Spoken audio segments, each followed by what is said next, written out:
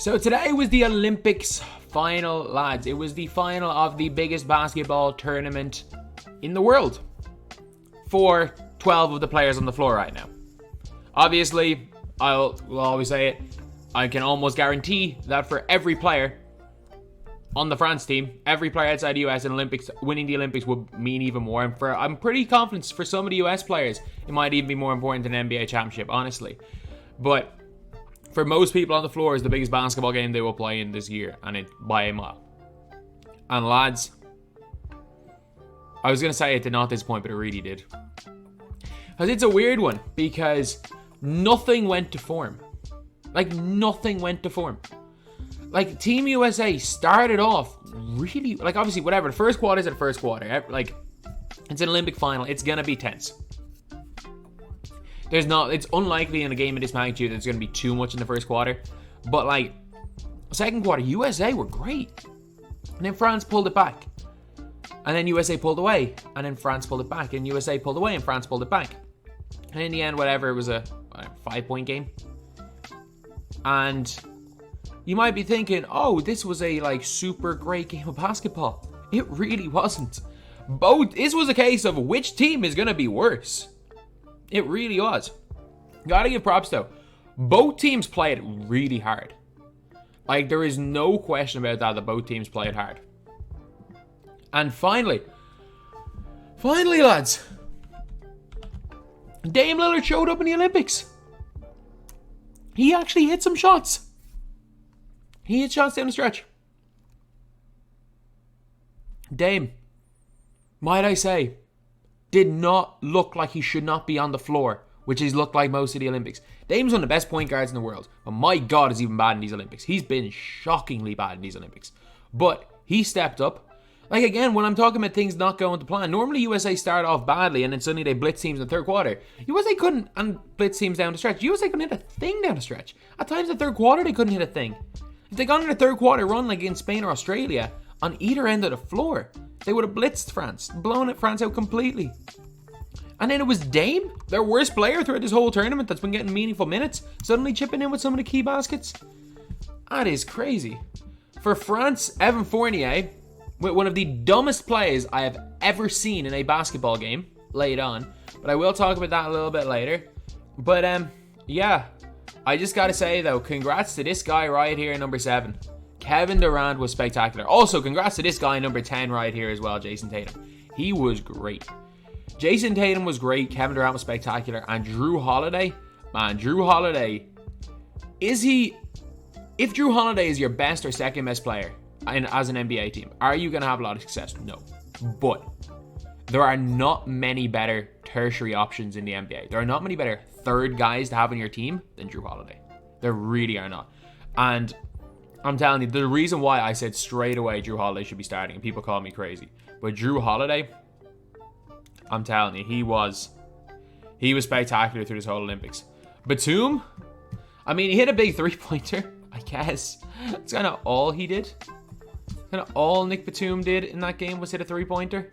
He was shocking. But the worst performance I have ever seen. First of all, Poirier was shocking. Like, in 5 minutes, he was -8 on the floor. The worst performance I have ever seen by a player was Thomas Hurdle in this game. Like, Thomas Hurdle can play. And that's the thing. That was the weirdest thing. Is that, like, he can play. He can really play. I've never seen anything like it. For about 3 minutes, he was running down the floor, just passing the ball to the American players. He missed 3 wide open threes in a row in the second, is either in the first or the second quarter, and just walked down in the third quarter.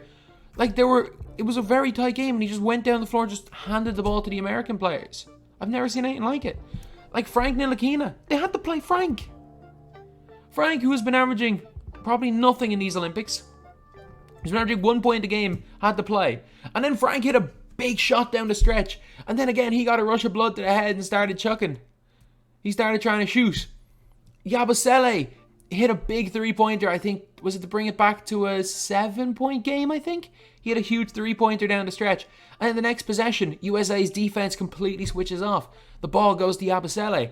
He has a wide open He's a wide open lane to the basket, but he also thinks he's a wide open jump shot, shoots it, gets clipped on the jump shot instead of just taking the wide open dunk.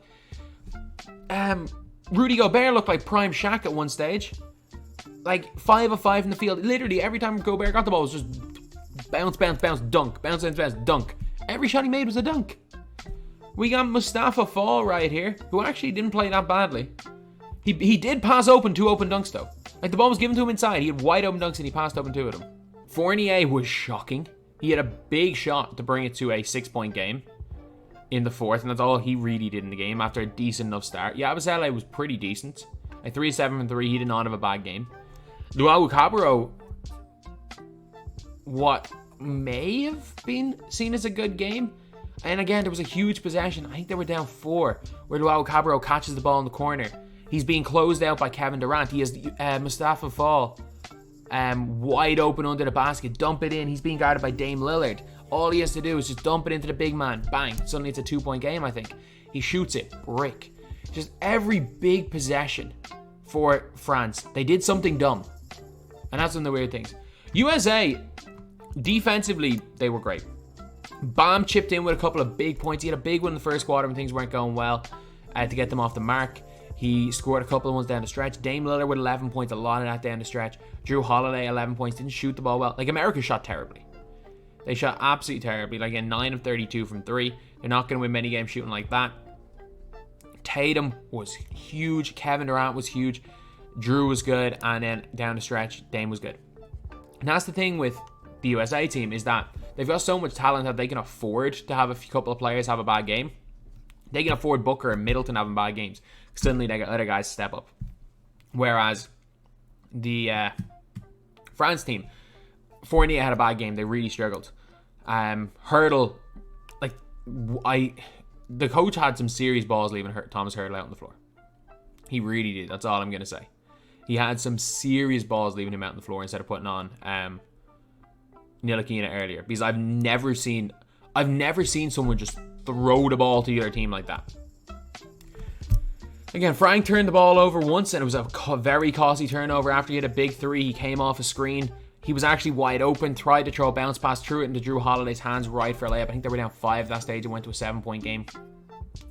It was just if you're watching that game, I'm not going to say I was a neutral because I was obviously up for France.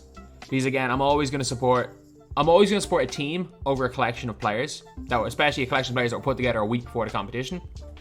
But one thing is that a lot of us questioned the individual players and Team USA's, not necessarily their commitment, but their effort level. Their effort level in the defensive end was spectacular. Throughout the last, I'm not going to say against Czech Republic because it wasn't. It was spectacular against Spain, spectacular against Australia, and spectacular against France. France were shocking, but USA didn't really let them. Like, France made a lot of brain-dead decisions. Their brains went to mush down the stretch. It really did.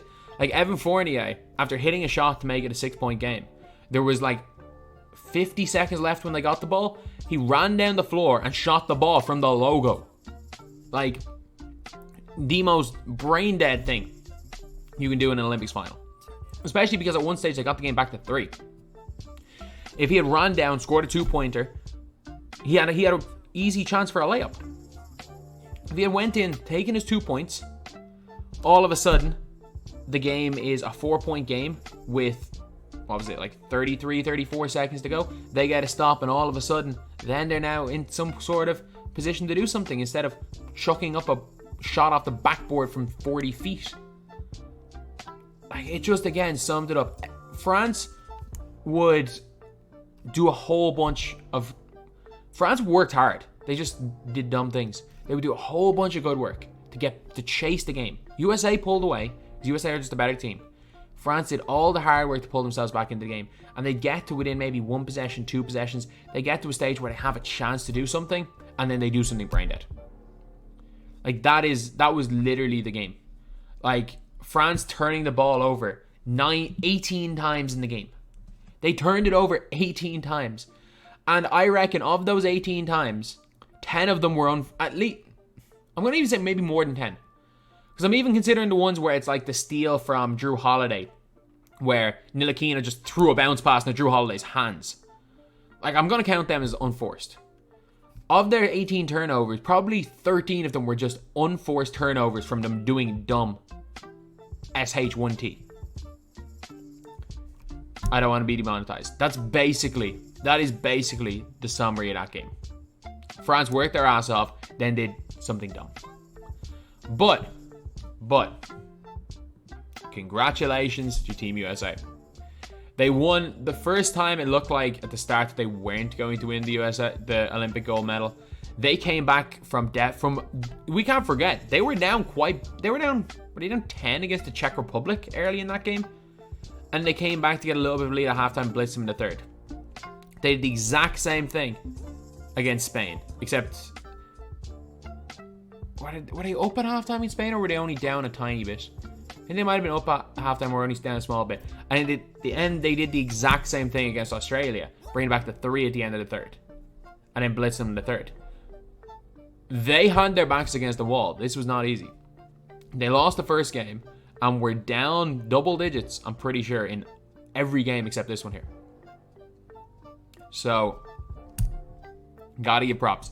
You gotta give props to this guy right here. Between him and Luka Doncic for MVP at this Olympics. Between him and Luka Doncic. And the fact that Luka Doncic led Slovenia to may lead Slovenia to a bronze medal and led them to a Rudy Gobert, or is it not Rudy Gobert, a Nick Batum miracle block away from the final. And the fact that he may not have been the best player at these Olympics just shows how good this guy right here was. Kevin Durant is the best scorer he is the best scorer I may have ever seen. He is the best scorer there may have ever been. And these guys come along maybe once in a lifetime. It'll be a long time before we see another Kevin Durant again. I know they're saying Chet Holmgren is a Kevin Durant. He's not. It may be a long time until we see this guy again. Oh, another guy like this again. So, lads, whether you believe he's the best in the world, whether you believe LeBron's the best, Steph's the best, whether you believe Giannis is the best, whether you believe Luka's the best, it really doesn't matter. Those 5, probably the 5 guys you can make an argument that are the best players in the world, maybe Embiid. But we gotta just say, like, as great as Jason Tatum is, as great as Dame is, as great as all these other guys are, they're not even close. They're not even close to the Slim Reaper right there. They're not even close. So yeah, that's the video. Olympics. Maybe over. Did I want America to win? Of course not.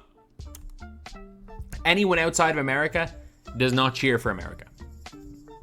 Especially in a sport like this. It's like when a team is as dominant as America, if you're not American, you are cheering against them. And that's the case for everyone. Like, you will always cheer for the underdogs. And especially because of, well, I don't even mind. One thing I will say is I don't even mind that this specific America team won, because they played some spectacular basketball. This was not a case of them going out half-assed, because if they went out half-assed, they weren't good enough to win. They actually played their asses off, and they played some great basketball. So I don't even mind it too much. I mean, if they had won by cruising, if they had won by 1992, running the floor, Showtime, other teams getting their autographs, then I would have been annoyed. But no, like, they played hard. They won by defense. They won from defense. So you gotta give them props there. And then they won their quarterfinals and semifinals from defense and ball movement. So as much as I was supporting the countries who were playing America, I don't even mind it. They played well. They played really, really well, which is a surprise because they played as bad as any USA team I've ever seen for a while. Anyway, yeah, that's pretty much it. It is currently 6 a.m. in the morning. I have not slept. Thank you guys for watching. Please like, comment, and subscribe.